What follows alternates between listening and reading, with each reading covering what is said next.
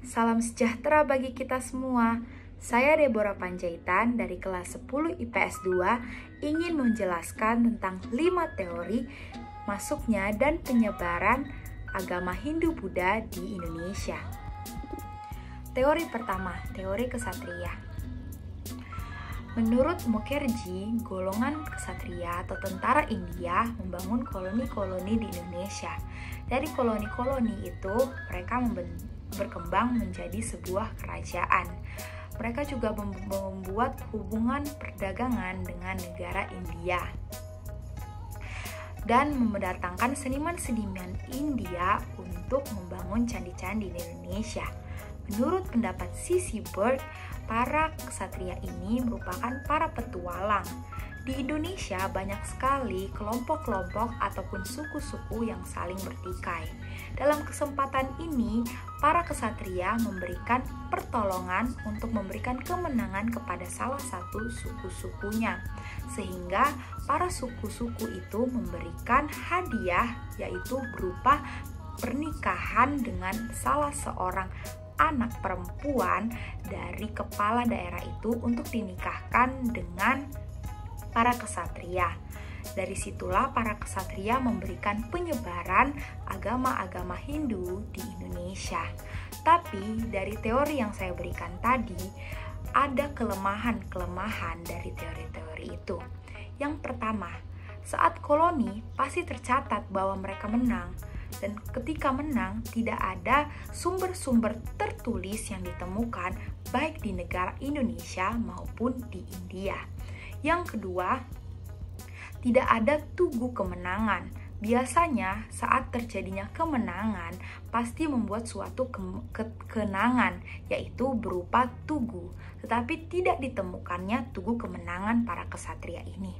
Yang ketiga, para ksatria tidak memahami ataupun mengerti ajaran agama Hindu, dan mereka juga tidak bisa bahasa Sanskerta dan tidak bisa huruf Pallawa. Teori yang kedua adalah teori Vaishya.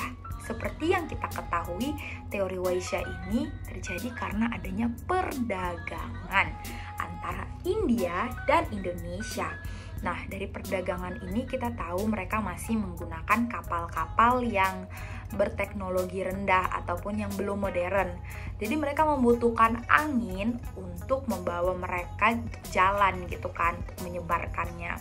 Tapi karena mereka bergantung pada angin dan saat itu tidak ada angin, mereka diharuskan untuk tinggal di Indonesia sementara waktu. Dari situlah para pedagang ini melakukan pernikahan dengan masyarakat lokal. Nah, karena dari situlah mereka mulai menyebarkan agama-agama mereka di Indonesia. Tapi teori yang saya berikan tadi memiliki juga kelemahan. Ada 2 kelemahannya. Yang pertama, para pedagang ini tidak bisa bahasa Sanskerta dan mereka juga tidak menguasai ajaran agamanya. Nah, sehingga gimana mereka mau menyebarkan, bahasanya aja mereka nggak bisa. Dan yang kedua tuh ini masih yang dalam yang pertama ya, mereka tuh kan nggak bisa huruf Pallawa juga. Dan seingat saya, penyebaran itu cuma boleh dilakukan oleh para Brahmana.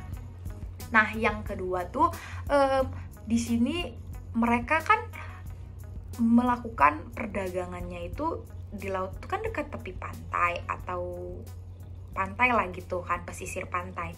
Tapi diketahui persebaran agama ini lebih banyak terjadi di pedalaman, sedangkan mereka tidak ke pedalaman. Nah, ini yang membuat agak membingungkan ya. Jadi itulah kelemahannya dari teori Vaishya. Oke, teori ketiga yaitu teori Brahmana. Oke, kita mengulang sedikit teori yang sebelumnya. Di situ saya ada bilang bahwa yang bisa menyebarkan agama Hindu itu hanya para Brahmana. Kenapa? Karena hanya para Brahmana yang diizinkan untuk membaca kitab Weda. Nah, banyak penguasa-penguasa lokal yang ingin dihindukan, sehingga jika mereka ingin dihindukan, mereka harus diurapi oleh Brahmana. Nah, para Brahmana ini akan datang untuk menghindukan orang-orang yang ingin menjadi Hindu. Oke, itu teorinya. Tapi ada kelemahan di dalamnya. Brahmana ini tidak diperbolehkan di ajaran Hindu untuk menyeberangi lautan. Tetapi dari India ke Indonesia untuk melakukan penyebaran, mereka harus melakukan penyeberangan karena berbeda pulau, sehingga mereka harus menyeberangi lautan untuk sampai ke Indonesia. Jadi logis nggak menurut kalian? Oke, sekarang kita ke teori yang keempat. Nah, teori keempat ini adalah teori Sudra. Jadi Sudra ini tuh adalah sebuah kasta yang ada di India. Nah, jadi orang-orang yang golongan Sudra ini itu merupakan kasta terendah. Jadi kayak mereka tuh dianggap sebagai budak. Nah, mereka datanglah ke Indonesia untuk mengubah hidupnya supaya naik kastanya, karena mereka nggak mau jadi budak terus. Nah, harusnya mereka menyebarkan, tetapi kita tahu mereka adalah kasta terendah. Gak mungkin kasta terendah tuh bisa bahasa Sanskerta. Nah, walaupun mereka bisa bahasa Sanskerta, tidak mungkin mereka menyebarkan. Kenapa yang hanya boleh menyebarkan ataupun mengizinkan adalah para Brahmana? Itu kelemahan dari teori Sudra ini. Yang terakhir yaitu teori yang kelima, yaitu teori arus balik. Teori arus balik ini terjadi ataupun tersebar karena adanya para intelektual terdidik yang memiliki semangat untuk memberikan penyebaran agama Hindu di Nusantara. Mereka datang dengan ikut kapal perdagangan dari India ke Indonesia. Mereka datang dan membentuk sebuah masyarakat Hindu yang bernama Sangha, disebut Sangha. Jadi masyarakat Hindu yang ingin belajar ini atau Sangha ini mempelajari atau giat belajar bahasa Sanskerta, huruf Pallawa, kitab Weda, dan kesusastraan. Nah, karena hal itu banyak yang ingin masyarakat Hindu ini ingin belajar ke India. Mereka belajar ke India, dan setelah mereka sudah memahami ajaran dan kebudayaan India, mereka balik lagi ke Indonesia dan menyebarkan kembali apa yang sudah mereka pelajari dan mereka dapat.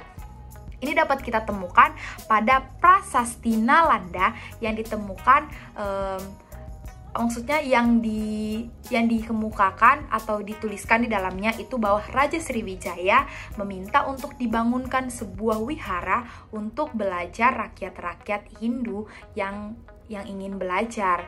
Jadi mereka juga setelah sudah bisa, mereka dibawa ke India untuk mempelajari kebudayaan dan agama Hindu di India.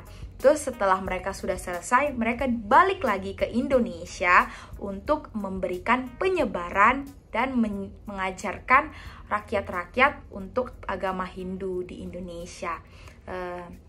Sekian dari penjelasan saya. Semoga penjelasan saya ini bermanfaat bagi kita semua yang mendengar, dan semoga semuanya mengerti. Terima kasih.